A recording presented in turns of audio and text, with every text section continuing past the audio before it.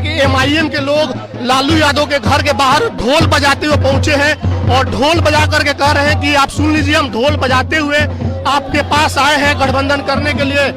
ढोल बजाकर कह रहे हैं कि गठबंधन कर लो, नहीं तो एमआई समीकरण का पोल खुल जाएगा। आप देखिए, ये गठबंधन करने का नया तरीका आया है बिहार में और नारा लगा रहे हैं। आप सुन, तेजस्वी अपने कानून को खोल, तेरे दरवाजे पे बज रहा है ढोल, तेरे दरवाजे पे बज रहा है ढोल।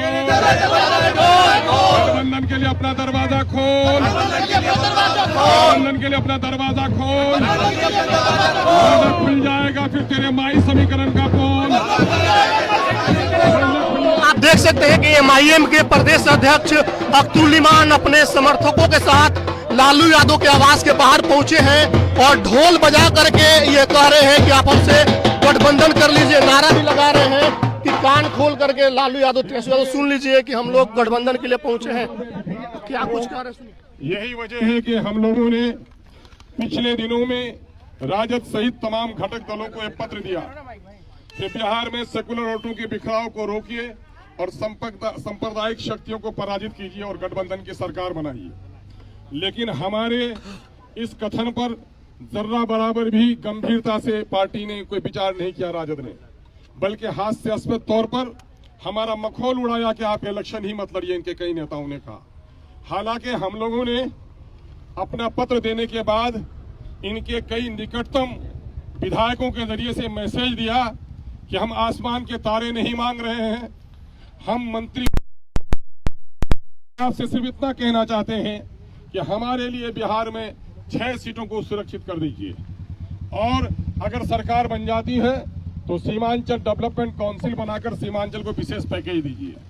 अगर आपकी सरकार बन जाती है तो दलितों और पिछड़ों को और अल्पसंख्यकों को उनकी आबादी के अनुपात में तमामतर मामलात में उनकी हिस्सेदारी तय कीजिए।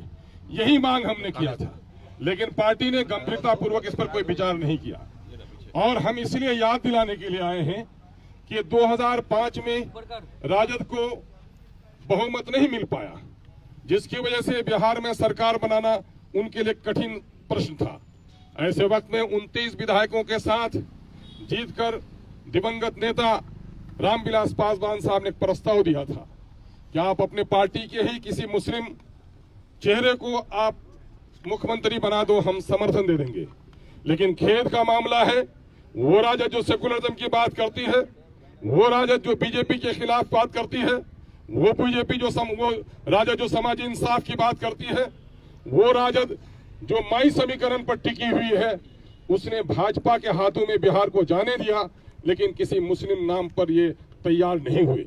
अगर 2005 में ये किसी मुस्लिम को मुख्यमंत्री बना देते तो यहाँ नीतीश और भाजपा की गंदी सरकार, ये सांप्रदायिक सरकार कदम नहीं जमा सकती थी। आज भी इस परिस्थिति करीब करीब 2005 की तरह है। इसलिए जबकि हमारे 4 विधायकों को इसने तोड़ डाला, फिर भी हमने अपने सीने पर पत्थर रखकर पार्टी को प्रस्ताव दिया इंडिया गठबंधन को कि हमें भी शामिल कर लीजिए ताकि सेकुलर वोटों का बिखराव नहीं हो। आपने ऐसे लोगों को साथ लिया है जो लोग कल तक बीजेपी में थे, लेकिन एमआईएम जो हमेशा बीजेपी के खिलाफ लड़ती रही है, ऐसे लोगों को साथ लेने में आपको दिक्कत क्यों है? इससे साफ जाहिर होता है 2005 में किसी मुस्लिम मुख्यमंत्री के नाम पर तैयार न होना, 2025 में एमआईएम का समर्थन न लेना, एमआईएम को समर्थन न देना, इस बात का प्रतीक है कि माई समीकरण के तहत आप मुसलमानों का वोट चाहते हैं, लेकिन मुसलमानों को प्रतिनिधित्व करने देना नहीं चाहते हैं। यह आपका मुस्लिम विरोधी जो चेहरा है, इसको बेनकाब होना चाहिए। आपने जो लोग कल तक बीजेपी में थे, मुसलमानों के खिलाफ जिन्होंने बीजेपी का समर्थन किया, वो आज आपके गोद में बैठे हुए हैं और आप हमें अपने दरवाजे से महरूम रख रहे हैं।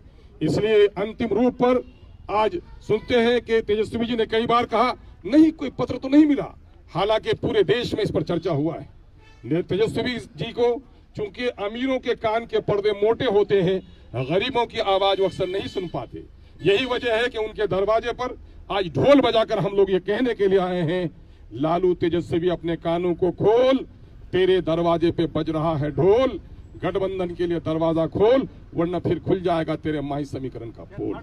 यही वजह है कि हम आज उनको पत्र देने के लिए आए हैं। ये पत्र आदरणीय लालू जी के और खिदमत में हम देने के लिए आए हैं। ये है हमारा पत्र।